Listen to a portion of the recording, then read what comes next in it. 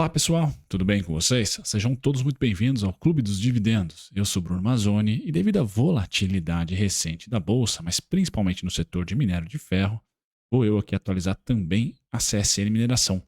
Atualizei a Vale para vocês recentemente, hoje é dia 25, aniversário de São Paulo, bom feriado para quem ali é paulistano. Eu paulista, estou na labuta aqui, sem dúvida nenhuma. Então eu vou comentar sobre a Semin para vocês e as pautas serão as seguintes, pessoal. A gente comenta sobre, na minha opinião, né, o principal múltiplo que a gente tem que olhar, ou o fundamento que a gente tem que olhar para a Semin ao longo de 2024, que é o fluxo de caixa livre. Para mim é o mais importante, uma empresa que gera caixa, não necessita tanto de capex, de investimento, e tem ali no final de cada trimestre uma boa geração de caixa, mesmo com toda a oscilação que nós tivemos em 2023, por exemplo, mas 2022 também. Além desse caixa gerado, o IPO recentemente capitalizou bastante a economia. É uma empresa redondinha, né? Segmentação geográfica, a gente vai comentar sobre o filme, múltiplos, preço justo novamente, dividendos, data corte, quando que ela vai pagar dividendo, quando que você tem que ficar ali ansioso pelo provento ou guardar um caixinha a mais para aproveitar a data corte. Minério de ferro, cenário dentro do padrão que a gente aguardava para o ano, e aí sim, correlação Semin minério de ferro, e a gente vai terminar com a análise técnica da Semin, para eu dizer para vocês, pessoal, como se comportar, ou como eu me comportaria, perdão, já que eu não sou acionista dela, ao longo de 2024. Quais são os cenários aqui e, de acordo com os cenários, qual a intensidade dos aportes no longo prazo eu faria, certo? Sem mais delongas, o disclaimer está na tela. Pessoal, eu sou o Bruno Mazzoni, analista CNPI técnico, e todos os dias estou aqui no YouTube, no Clube dos Dividendos, postando ao menos um conteúdo para vocês sobre ações, dividendos, cenário macroeconômico, algum tipo de conteúdo sobre renda variável, de certa maneira, e investimento. Se você gosta, considere se inscrever e, como a regularidade aqui é diária, ative as notificações também. Pessoal, vamos lá. Último resultado da Semin, terceiro TRI de 2023. Então, o que a gente olhou naquele resultado lá? E eu passei aqui diversos conteúdos para vocês. Um aumento no volume de vendas, uma estabilidade no começo do ano, né? Primeiro e segundo TRI, reabertura da China. Já no terceiro TRI, uma diminuição, uma estabilidade já no volume, tá? E uma melhora, começou-se a ter uma melhora o quê? Na margem, na receita. Por quê? Minério de ferro subiu, dólar se valorizou em determinado momento. Então a gente teve ali um bom movimento do terceiro trimestre e deve fechar o quarto TRI ok. Tá? Muito bom. Em relação, obviamente, né, a toda a expectativa do ano, China bateu a sua metinha lá, 5 pontos alguma coisa de PIB. Tá? Teve no setor de infraestrutura um bom volume. Tá? Em determinado momento do ano faltou estoque de minério. Qual que é o problema do setor, pessoal? O setor imobiliário, do setor de mineração. Tá? É a indústria imobiliária, vamos assim colocar, ou de construção civil na China. O que a China está fazendo? Onde a China está investindo agora? Em embarcações, pontes, infraestrutura ali para cidades, pás eólicas, turbinas eólicas, tá? Que também demandam minério, mas são mais pontuais. Não é aquele negócio generalizado de impulso muito grande e que demanda um auxílio muito grande, por exemplo, ao longo de todo o ano do governo. Então a gente está começando a ter uma nova realidade, viver uma nova realidade que de vez em quando, ao longo dos 12 meses, o governo chinês vai lá e, estimula um pouco a economia. Foi o caso dessa semana. Falo com vocês dia 25 de janeiro, né? Dia 23, o governo chinês anunciou ali a diminuição do compulsório dos bancos. Então, você deposita milão lá no Bradesco chinês, por exemplo, o banco sempre colocava ali como obrigação do banco, né, uma taxa específica desses milão. Esse banco tem que deixar ali sem emprestar, sem reemprestar, sem investir. Ou seja, o banco tem que deixar um compulsório, uma taxa de compulsório ali, livre de qualquer risco e guardada como uma poupança. Pois bem, essa taxa diminuiu. Então, de milão era 300, por exemplo, agora é 150. Isso estimula a economia, essa margem dos 150, dos 300 para 150, ficou 150 podendo ser emprestado, ele tem, em tese, tá, a entrada na economia. Então, isso gera bilhões em expectativa de injeção de liquidez na economia. Mais um estímulo. Ainda não é aquele super fiscal, ainda não é aquele programa de governo específico para uma indústria, tá, como foi ao longo da primeira década de 2000, tá, e que a gente, aos poucos, vai se acostumando com essa nova realidade. Pontualmente, o governo chinês, o Politburo ali, vai ter nuances ao longo do ano. O que isso faz com o preço do minério de ferro, por exemplo, pessoal? Se mantém aquecido, porque a meta é robusta. Tá? Estamos falando aí de 5% ao ano de crescimento, é uma meta interessante, uma meta, inclusive, que nos remete ali a 2017, 2018. Então, os preços estavam estáveis ali, até subiram em determinado momento naquela faixa de ano. Então é importante ter na minha opinião, né, ter esse nuance, pessoal, de que super ciclo está difícil de acontecer. Seja por crescimento econômico, ou seja por travamento, por exemplo, de oferta, como é o caso da OPEP. Tá? Nem a OPEP está conseguindo ali expandir preços de petróleo de uma maneira muito robusta, mesmo controlando boa parte da oferta. Por quê? Né, o mercado está conseguindo extrair petróleo de outras fontes fora a OPEP. Tá? Então, acho que a tese de reindustrialização é interessante para o minério, a tese de onshoring, né, ou reshoring, né, você trazer de volta indústrias para o seu próprio país ou para países amigos, isso aquece minério o suficiente, mas não para um super ciclo, para uma manutenção. Essa manutenção muito parelha ali com 2011 a 2014. É esse cenário econômico que eu vejo, pessoal. Commodities aquecidas, dólar, de certa maneira, não engata uma ré e nem também uma super alta, porque a gente deve ter a nossa taxa Selic ali ainda sendo interessante, tá? Até ao longo do ano, até ao longo deste ano aqui, como juro real. Então a gente deve manter o câmbio meio que estável e nossa balança comercial está muito interessante, principalmente pelo petróleo e gás, a indústria de petróleo e gás. Então nosso câmbio estável, commodities lá fora, de certa maneira estável. Muito de 2023 deve ser o que vai acontecer em 2024, com leve desaceleração do Ocidente, devido às políticas monetárias apertadas. Acho que esse é o cenário. Tá? Então, um super boom de commodities não está no meu radar. Agora, um aquecimento mínimo, sim. Estilo 2010, 2011, tá? Até 2014. Até faz sentido se a gente pensar ali em todos os estímulos feitos em 2008 e agora em todos os estímulos feitos em 2020. A gente tem ali um período, de certa maneira, aquecido para as commodities. O que isso quer dizer e por que está o fluxo de caixa aqui, pessoal? É importantíssimo a empresa ter baixa alavancagem, empresa de commodities, e um fluxo de caixa muito bom. Né? Gerar caixa todo trimestre. Por quê? Isso mantém a sua expectativa, tá? De uma empresa conservadora na contabilidade e pagadora de dividendos também no curto prazo. E é isso que a gente deve ter para a Semin. Diminuição dos dividendos é uma realidade para o futuro, pessoal? Sim.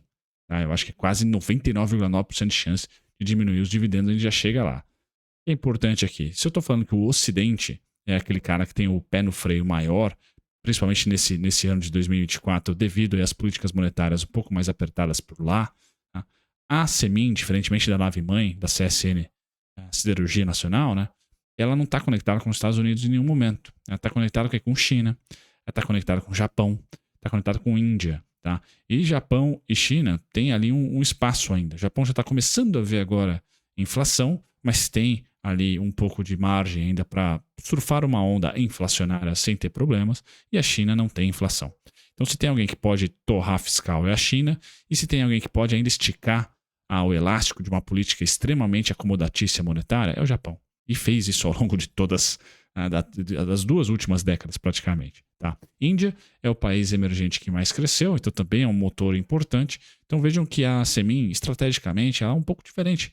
Tá? Ela tem ali uma segmentação asiática e também vai ali para a Índia, né? Mais do que simplesmente a Ásia, China. Não, Japão e Índia. Coreia do Sul também está na parte aqui. Então, uma segmentação geográfica da receita interessante, né? Acaba sendo até uma curiosidade. Então, pessoal, o que é importante você, investidor de commodities em 2024, perdão, se você está com a leitura macroeconômica, vamos assim dizer, parecida com a minha. Olha, vai ser aquecido esse mundo, porque o dólar não vai ganhar muita força, tá? Mas também não vai ser um boom, como foi de 2016 a 2021, 2022 no petróleo e gás. Beleza. O que é importante? Alavancagem. Zero. Tá? Qual que é o momento de atenção, pessoal? O dividendo. Então não esperem, tá? Esse 5 bi, né, de dividendo todo ano. Tá? É um dividendo muito além do lucro dela. No 2021, que foi o melhor ano, ela lucrou 6,3 bi. Tá? E esse ano aqui, ela vai chegar a 5... Ano passado, perdão, 2023, ela bateu 5 bi. Em 2022, bateu 5 bi e meio quase. Então, assim, é natural que você veja menos dividendos. Tá? O que é importante? Uma empresa que não necessita de um investimento muito grande. A gente viu na continha do fluxo de caixa, vamos voltar a ela, o CAPEX, palavra bonita aqui para dizer investimento, tá? 400 milhões no trimestre. Tá? A gente está falando de um EBITDA ajustado de quase 2 bi. Tá? Então é pequeno. Você não tem ali grandes investimentos, e como ela não tem dívida, o resultado financeiro dela é pequenininho. Né? Então não tem ali rolagem, custo com juros, etc. tá? A capitalização recente do IPO. Então, é um mundo que favorece, né, a empresa ser robusta nos dividendos. Se ela não tem nenhum grande investimento ao longo do prazo, capitalização do IPO, vão mandar bola em 180% de payout. Tá? Payout, que é, pessoal, porcentagem do lucro pago em proventos. Está acima de 100%, ou seja, está acima do lucro, como eu mostrei para vocês aqui. Então, só esse puxão de orelha, vamos dizer assim, ou atenção para você. Não namore esses 10 puros, o valor nominal que a gente já chega ali em R$1 por ação, por exemplo, 2021. Não namorem esse tipo de dividendo. Eu acho que vocês vão ficar órfãos. Tá? PL de 12 vezes não olho, dividend yield importante, mas sabendo aí do payout, dívida, pessoal, o que mais importa, zero. ROIC, retorno de capital investido, 22%. São os dois grandes itens que eu olho aqui para a Semin. Preço justo de grama, porque o PVP está nas alturas, pessoal, 3,23, está lá embaixo, R$ 5,13. Tá? Vou falar no gráfico qual seria o apocalipse aqui para você, investidor de longo prazo, na Semin. Dividendos, pessoal, 38 centavos em 2021, 96 em 2022, 70 em 2023. Ou seja, é uma roleta russa que eu vou assinar para vocês aqui. Abril. Data importante, começa a temporada de dividendos. E pode ter um combo, abril e maio. Tá? Deve ter um combo, inclusive, abril e maio. Então, o aquecimento dela pós-resultado vai ser importante por renda passiva. Se vocês pretendem aí organizar os seus aportes, caso não seja mensal, é muito importante que seja ali em abril, tá? Porque é o mês do dividendo e maio também é um mês interessante, mas principalmente abril. Tá? Depois a gente só vai lá para novembro, para o finalzinho do ano. Ano passado foi 70 centavos, pessoal. Eu tenho a expectativa ali que ela deu uma estabilizada, tá? Então vamos colocar 70 centavos novamente, embora por longo prazo isso não seja muito palpável. R$ 11,66 é o preço teto. Por isso que no gráfico vocês sempre vão ver lá 11,60, 11,70, 11,66 com o preço teto se ela pagar 70 centavos. Agora vamos supor que ela volte ao seu IPO ali, né? Um momento mais de incerteza, 30 a 40 centavos. Vamos supor 40 centavos ou 38 centavos líquido. Aqui é sempre líquido, tá, pessoal? R$ 6,33. Então saibam que ela pode lateralizar nessas duas faixas aí no médio e longo prazo, tá? Mantendo seus resultados atuais, certo? Olhando para o minério de ferro, pessoal, seguindo o nosso cenário base, então maravilha, nada a reclamar aqui, tá? Tocou na faixinha amarela, já faz uma longa cauda. Minério de ferro tem isso de ruim e de bom, né? Uma ou duas semanas já tem uma oscilação estratosférica, né? Que o petróleo às vezes demora meses, semestres, trimestres para ter. Então, o minério de ferro já teve uma compra muito forte. O meu cenário, pessoal, é que vem até os 136, tá? E retorne aos 123, 117, vem até os 123. Mas a simetria ainda é para cima, tá? Para buscar aqui o topo de 2022, porque, pessoal, estávamos em lockdown aqui praticamente na China, tá? A política estava severa de Covid por lá. Então, o minério, pessoal, tem ainda um cavalgar interessante de alta. A simetria está difícil para baixo. Então, acho que, como o Politburo, a China vai querer crescer a mesma coisa que ano de 2023, é natural que a gente fique numa média. A mínima seja uma média de 2023. Tá? E aí eu ponho 117,40 como sendo ali uma mínima bem boa. Tá? Uma métrica bem interessante para o minério de piso. Agora, o teto, que tem um combustível maior. Podemos ir além do 143,30, que era uma primeira pedra no sapato para esse trimestre aqui. Legal, pessoal? Mas no curto prazo o minério deve se manter aquecido entre faixinha amarela e faixinha cinza do gráfico, o que é ótimo para você Semin. Tá? O minério de ferro se recuperando, vocês percebem nesse gráfico que Semin em branco, minério de ferro em azul, que é onde um vai, o outro vai atrás. Tá? Então, a Semin cedeu porque o minério de ferro cedeu. Basicamente isso. Tá? A Semin subiu, está subindo agora porque o minério de ferro está subindo. Tá? O minério de ferro mais nervoso, mais rápido. Tá? Então, o Semin deve pegar aí essa subidinha também, e até falando sobre ela, que vai para o gráfico, pessoal. Pois bem, Semin, de olho nela, pessoal. Qual que é a probabilidade bem grande da Semin? Quais são os itens gráficos que eu presto atenção? Velocidade, já falei para vocês em alguns vídeos. Então, velocidade é um candle com uma amplitude muito grande. Isso gera dor, gera falta de liquidez no mercado. Muita gente não conseguiu comprar esse movimento muito forte. Tá? Então, é natural o preço ser manipulado para voltar a esse grande movimento aqui. Então, 6,22, 5,78, 5,38 são preços ali importantes. Volatilidade, pessoal, eu comentei com vocês, 21%. A Semin, de máxima até a mínima, caiu 19,69%. 75%. Então tá faltando um pouquinho aí para os 21%, mas já atingiu uma região legal. Deu sinergia com o minério de ferro, show, com a China cortando compulsório, maravilha, juntou os astros ali. Mas para o ano de 2024, pessoal, tenho expectativa que a Semin venha namorar essas faixas de preço, pelo menos. Tá? O que isso é importante para o aportador, então? No meu cenário, eu estarei comprando menos Semin agora. Não saindo do mercado nunca, mas de R$100 estarei comprando 70 e deixando 30 aqui nesses pontos específicos para conseguir comprar ao meu preço, controlar o preço de aporte, uma das poucas coisas que a gente controla. O preço de IPO é alvo, pessoal, R$ 8,50 para o ano, mínimo, e o preço teto, se ela manter os 70 centavos esse ano aqui, é de R$ 11,70. Tá? R$ 11,66, R$ 11,60. Tá? Então, volatilidade e velocidade aqui formam os pontinhos do meu gráfico. Quem está no apocalipse, pessoal, não vou falar nesse vídeo, aí tem que olhar como a gente achou o fundo da Semin lá em 2022. Aqui foi essa grande vol de queda, 53%. Tá? Não é esse o meu cenário base. Por isso que eu nem vou comentar aqui sobre os 3, muito menos os 4,65. A minha ideia é falar para vocês que ficará acima dos 5, 5,38 sendo o mínimo, 6,22 o máximo, tá? E os alvos de 8,50, 11,66 para esse ano aqui de 2024. O único alerta, então, no vídeo, pessoal, é o payout, tá? Não fiquem órfãos aí desse super payout, certo? Desse super dividendo para a realidade da Semin. Juntou o útil ao agradável.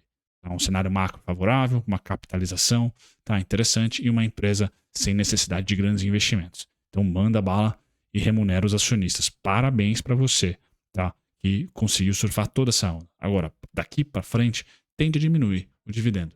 Tá? Tende a diminuir. Acho que eu só colocaria isso como um mapa da mina aí do investidor de longo prazo da Semin. Feito isso, pessoal, um grande abraço. Assista também os outros vídeos, o vídeo aí que o YouTube recomenda. Inscreva-se no canal e links na descrição. Tchau, tchau.